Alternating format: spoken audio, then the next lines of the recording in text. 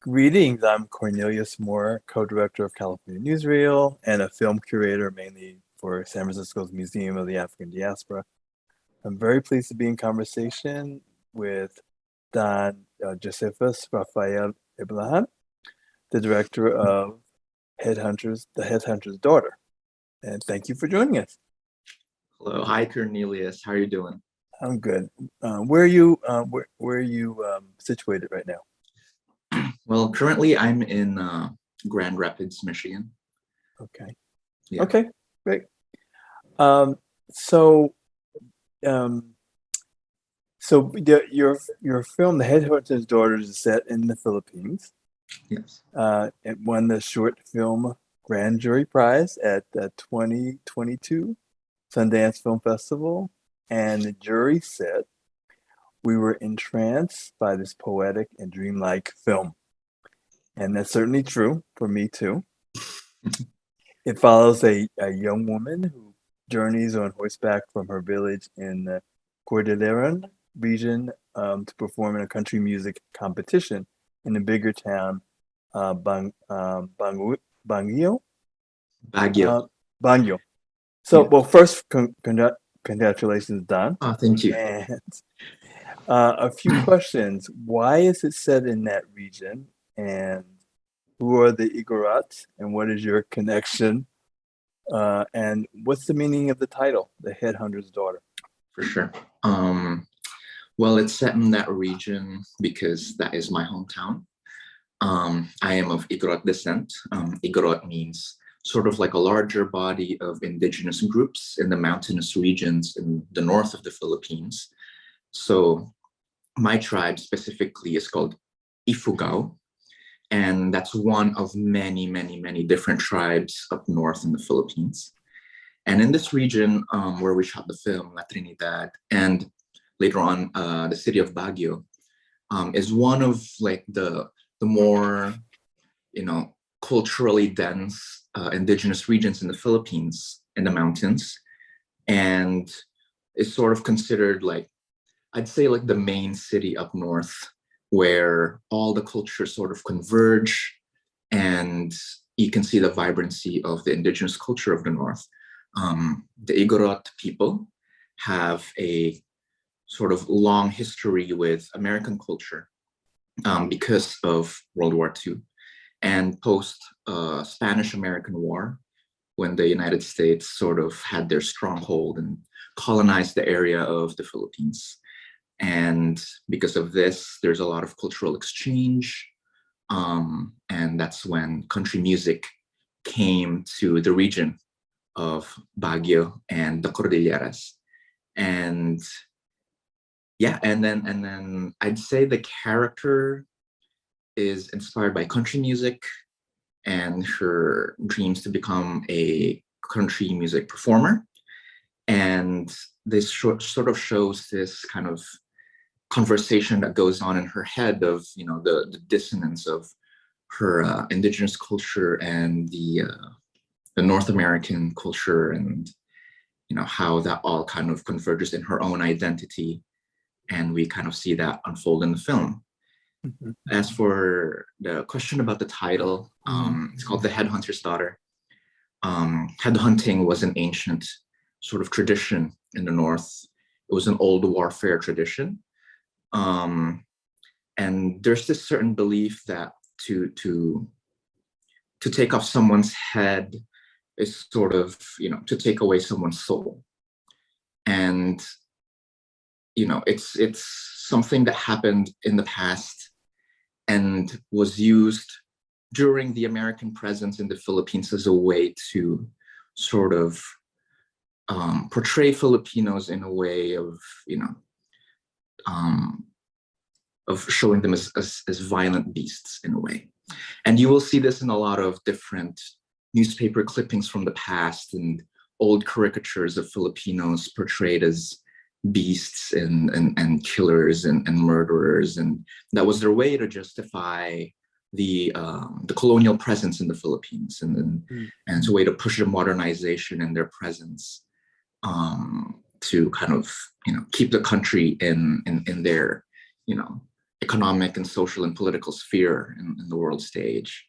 Mm-hmm. So, the word headhunter is a very, heavily charged word in the Philippines. And, for the character to use that as sort of the title for her song, and for me to use the title of that as the title of the film, is to draw attention to that past and, how our tribes, our indigenous tribes, portrayed a certain way, and to show this part of the history in a way in the film. Well, thank you for clearing that up, because I was very surprised by Mhm. to see the country music connection, and not only the music, but the cowboy boots and the Mhm. the hats and all that. If you come to the Philippines, and specifically in this region, you'll see it all. Well, I also was reading that the region is also one of history of resistance, not against the Americans, but also the Spanish. Yes. It was for some reason it was just harder for the Spanish to go through that area, and because of, I guess, the warfare skills that our people used to have, I guess, sort of held them back for for a long time, for 300 years, until the USA came, and they had their horses on and guns, I guess. Okay. Well, the area where the main character is leaving is very lush green, and the cinematography is expansive and beautiful. And then you go to where the bar is, and everything is very enclosed and not especially colorful. Do you want to say more about that? Yeah, well, and that's really interesting you brought it up. The contrast, of course, we can say that's intentional with the cinematography, from green, from nature, green and lusciousness, to enclosed, darker and muted colors. But also, we didn't really do much production design in the film.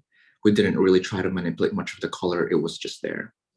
How the world kind of caves in when you're in the city, and you're in interior spaces that sort of pieced together in a way that is not really the real culture, in a way. If you see how the cowboy culture was sort of portrayed in that location, it's grandiose. The hats hanging in the ceiling, all the paintings and the drawings and the boots, and it's almost a performative and very kind of idealistic view of the cowboy culture. And for the film to just naturally materialize visually that way just gave us the contrast that we needed, to sort of embody her emotional mental space, of her leaving home and going into a culture that is not necessarily hers, but still feels some type of longing for something like that. Mm-hmm. And part of the character's inspiration, as she talks about it, is she wanted to present herself in performing for her father. And Yeah. so there's the television connection with the story too. So please say more about that, because that's very intriguing.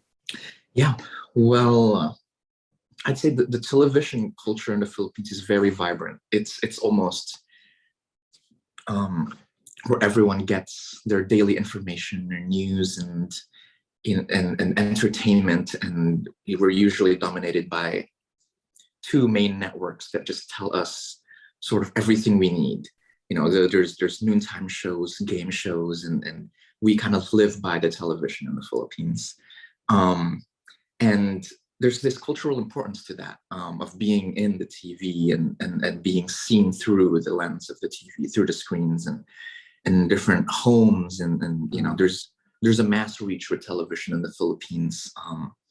And for her want to kind of be enclosed in that television screen for her father to see is something. It's sort of like let's say, like a desperate way of reaching him. As you see him in the beginning of the movie, he's sort of just sitting down and sort of engrossed in front of the television. And that's, I guess, that's his plane of existence in that given time.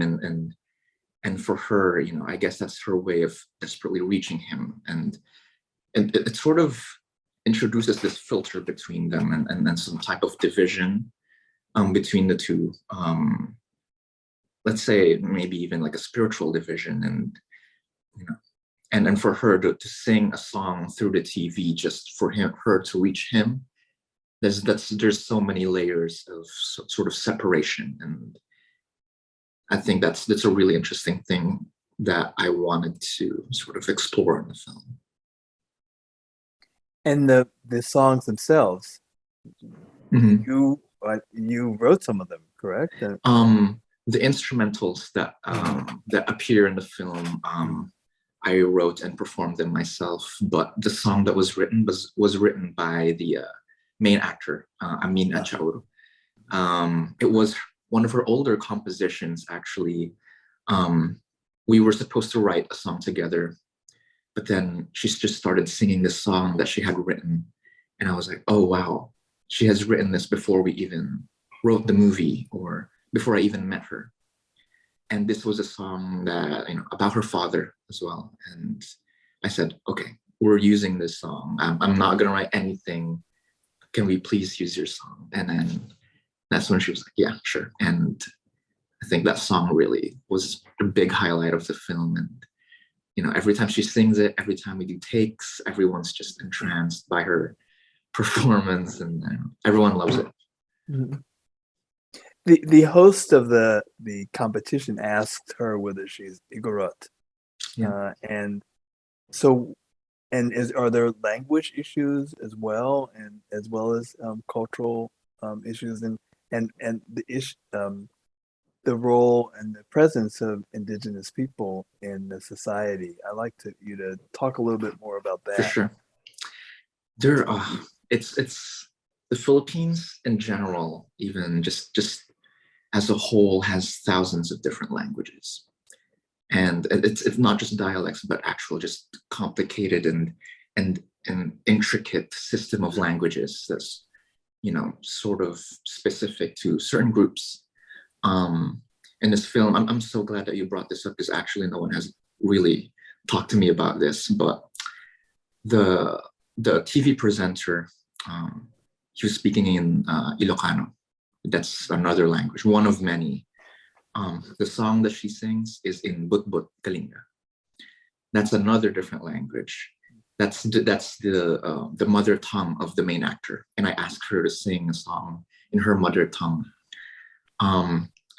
For the TV presenter to ask her if she's Igorot, sort of draws attention to the divide here. There's so many different tribes and ethnic groups that, we're constantly just trying to get to know each other through different barriers and find little ways that connect us. And for these two characters, I guess it's the event, the country music, or the TV show. But there always is this, like a specific way of having these different divisions in the Philippines in terms of language and ethnic.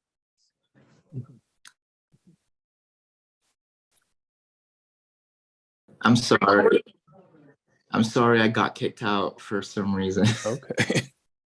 And we're still good with our recording, right? Yeah. Yes, okay. We are. So I was at Don. The region is also the home of Kitat Tahamet, and yes. whose work I'm familiar with, and I was wondering if you are, and if his work as a very pioneering independent director influenced you. He's one of the most influential people, especially in that region, not just for filmmakers, but for artists and visual artists, artisans, and if you come to this region of Baguio, you'll just see his work everywhere in the city. And he's well celebrated, and for me, what's the most inspiring about him is the way he sort of centered the Igorot culture around his works. He's probably the very first one to really do that in the world of film, without trivializing and making it a caricature, without, you know, using that as a joke. It's literally, you know, embodying an identity that I've never seen embodied a certain way before. And for me and a lot of different indigenous artists in Baguio, we really see his works as one of the most celebrated, and you know, in a way, we're just all spiritually inspired by what he does. I'd say that. Well, great, Don. Thank you for amplifying that, because I didn't realize, I didn't make the connection, but when I researched the region, his name came up, and I have to ask Yes. Don a question about this. A lot of his works are about the region, and yeah, it's amazing.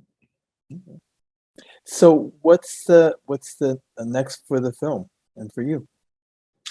Well, for me, I think I'd say it's about focusing, you know, everyone, you know, asking me and all of a sudden encouraging me to you know, make the first feature, right, after, you know, a premiere like this.